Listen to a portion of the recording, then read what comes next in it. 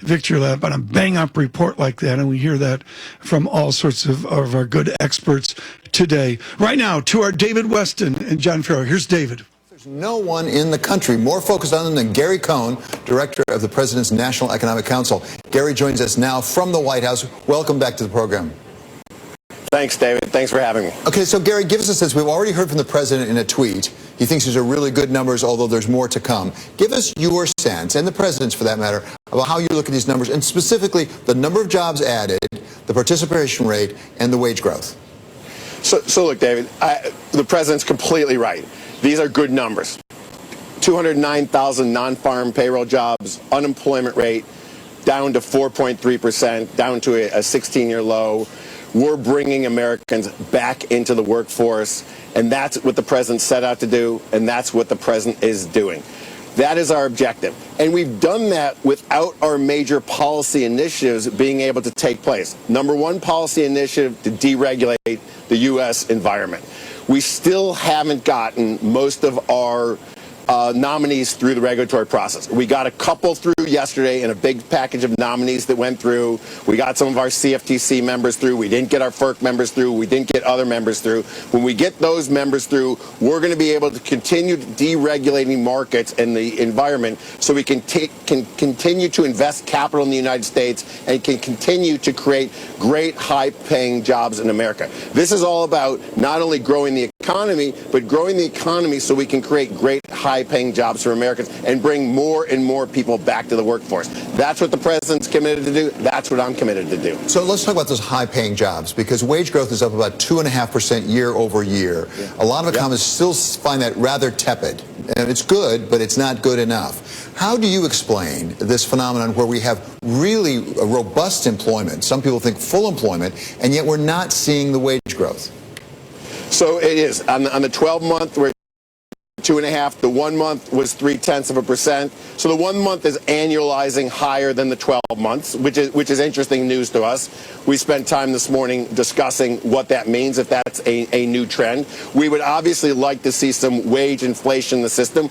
Wage inflation means that we're putting more income in consumers' pockets. When consumers have more income and then we lower their tax rates on top of that, they'll have more money to spend, driving more and more economic growth. So that's really what we want to see. We need to create the jobs. We need to create the jobs by getting rid of the regulation that's bogging down industry. We need to reform the tax code so we can incentivize companies to invest in America. That's what we're trying to do. We are totally committed to doing it, and we feel confident that we can get that done between now and the end of the year. Gary, you've inherited an economy where the headline numbers for the labour market look really quite solid, and they point towards a tight labour market, and we haven't seen the wage growth we thought we would get over the previous few years, and it's starting to creep in. But I just wonder whether you think there's a lot more spare capacity, a lot more slack in the labour market than the headline numbers suggest.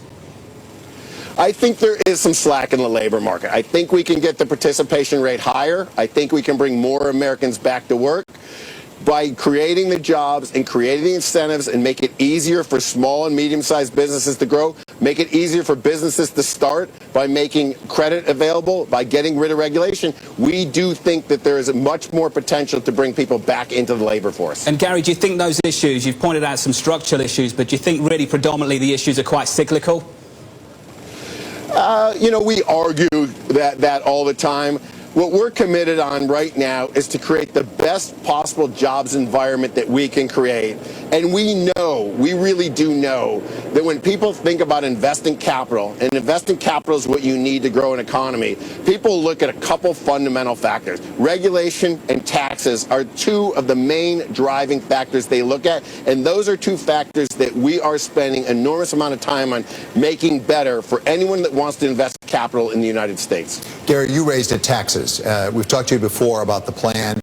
You came out with the Group of Six, as it's called, with an outline of a plan. Where are you on that plan? When are we going to see the specific legislative language?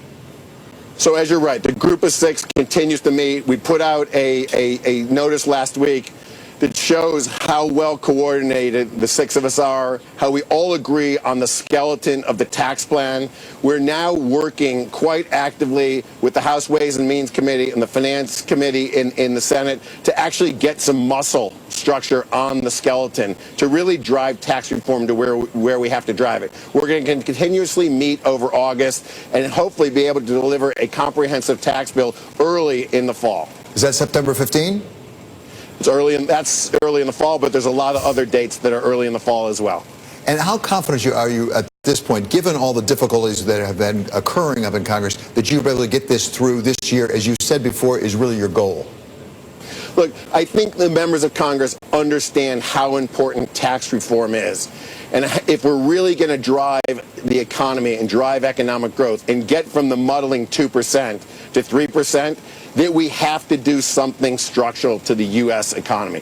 The structural things we have to do, and I've talked about reg reform, so I'll talk about taxes, we really have to change our tax rate. We cannot be substantially higher than the OECD average tax rate out there. At a 35% tax rate against a 23% OECD average tax rate, 13% higher taxes than the OECD average just does not make us competitive. We've got to get in line with the rest of the world. We've got to entice capital to be invested in the United States. Gary, we caught up with Mohamed El-Erian, a man, of course, that you know well, and he talked about the much-needed handoff from monetary policy to fiscal. Do you think we've relied too much on monetary policy in a country like the United States for too long?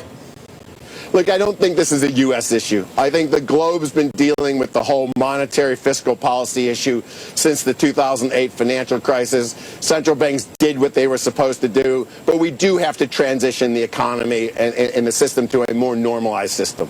And does that require a handoff from monetary policy to fiscal, Gary? Is that where you guys can help? Yeah, we can help. We can help by removing barriers. We can help by making it easier for capital flow into the United States. We can get a more competitive tax system here. We can remove regulation that stops capital from coming into the United States. That's exactly what we're trying to do. Gary, as you go back to your office there in the White House behind you right now, what will be your #1 priority? And today, are you more confident in achieving that or less than the day you walked in? David, my #1 priority from now till the end of the year is taxes. My second priority is taxes, and if you're confused, my third priority is taxes.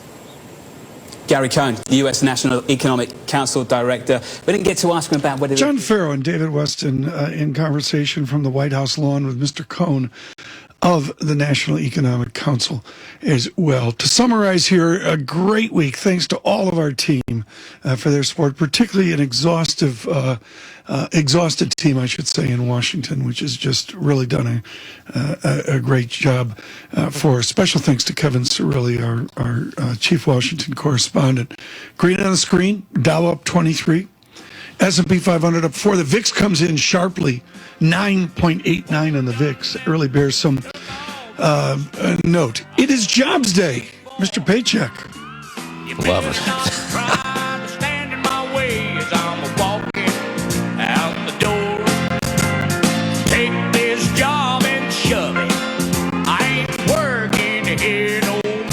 Influential conversations from Bloomberg Television. Here's Mark Barton on Bloomberg Markets. Joining us now for an exclusive interview to explain what's going on at the bank is Standard Chartered CFO Andy Halford. One of our analysts at Bloomberg Intelligence sent me a note saying capital levels at French banks are far lower, but they're not citing Basel IV and regulatory uncertainty, but they are promising 50% plus payouts. Why is your outlook so different? Well, I think the difference actually is a slightly different one, that for other banks who have been paying regularly dividends, their decision is merely one of a continuance of a dividend, whereas our situation is a little bit different. We did stop paying the dividend a while ago, and the decision to recommence it is one that we want to make confidently, and when we do make it, we want to know then that we can confidently continue to pay it going forwards. So I think it is purely that we are in a slightly different position. Frankly, all of the banks are trying to work out exactly what Basel III, Basel IV will involve, and none of them, I think, at this stage have clarity. What does Basel IV then mean for capital, for you, in the worst case scenario? Can you give us a figure? It is just genuinely very difficult to say because there are a number of different things that are being looked at, and it is not clear at the moment which of them is actually going to be the one that the regulators will decide to go with. Hear more interviews like this one on Bloomberg Television, streaming live on Bloomberg.com and on the Bloomberg mobile app. Or check your local cable listings. Broadcasting live from the financial capital of the world at Bloomberg.com and on the Radio Plus mobile app. This is Bloomberg Radio.